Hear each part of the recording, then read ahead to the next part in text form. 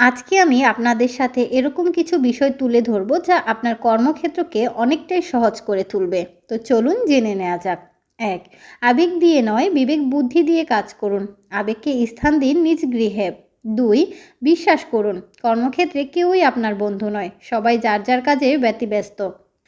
৩. হালের বলদের মতো সব কাজ একা করে ফেলবেন না। মানুষের অভ্যাস হলো সে শুধু অধিকার প্রতিষ্ঠা করতে চায় এবং অন্যকে দিয়ে কাজ করিয়ে নিতে চায়। ৪. যখন মন খারাপ থাকবে কাউকে কিছু লিখবেন না কিংবা মেল করবেন না। আপনার হতাশা আপনার কর্মক্ষেত্রে ছাপ ফেলতে পারে। ৫. চাকরিদাতা ও আপনার মাঝে হওয়া সম্পর্ক চাকরিদাতার মুনাফার উপর নির্ভর করে। এই বিষয়টি সবসময়ই মনে রাখবেন। ৬. হেরে যাবার ভয় কখনো করবেন না। আপনি সফল হবেনই, তেমনি চাকরি হারানোর ভয়ও করবেন না।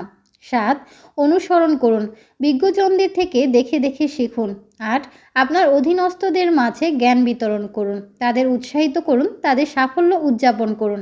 ৯. আপনি একজন ব্যক্তিকে সবচেয়ে ভালো জিনিস যা দিতে পারেন তা হলো আপনার জ্ঞান। ১০. কাজ করতে থাকুন যতক্ষণ না শেষ হয়। ১১. প্রতিটি কোম্পানিতে আপনি একজন সেলসম্যান। আপনি নিজের ব্যাপারে কিছু উদ্ভাবন করতে না পারলে সেখানে আপনি মূল্যহীন। ১২. আপনাকে কেউই মনে করবে না যদি আপনি চাকরি ছেড়ে চলে যান। চাকরি হারানোর ৩ সপ্তাহের মাঝে আপনাকে কম বেশি সবাই ভুলে যাবে। আপনার যদি চাকরি চলেও যায় আপনাকে কেউই মনে রাখবে না। চাকরি হারানোর ৩ সপ্তাহের মাঝে আপনাকে কম বেশি সবাই ভুলে যাবে। শূন্যস্থান বলতে কিছুই নেই। আপনি চলে গেলে আপনার জায়গা পূরণ হবে। আপনিও হয়তো অন্য কারো শূন্যস্থান পূরণ করেছেন। ১২. অন্যর সাথে নিজেকে কখনো তুলনা করবেন না। নিজেকে দক্ষ করার চেষ্টা করুন। ১৫.